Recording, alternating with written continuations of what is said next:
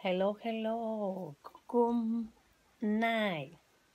My name is Maria del Carmen Medina. I am speaking in the homework number 7. The question number 1.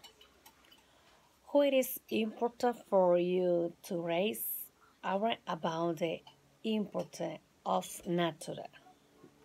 Because the system a good forming nature if for the some worth of human being.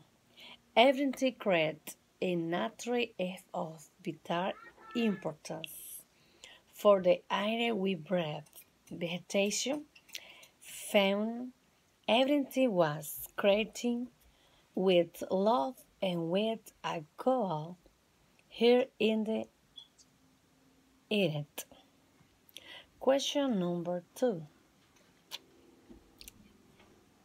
Is it so easy and so important? Who doesn't not everyone do it? They don't know to it because they only think about them and trade businesses that they can acquire. To any animal or treat. Question number 3.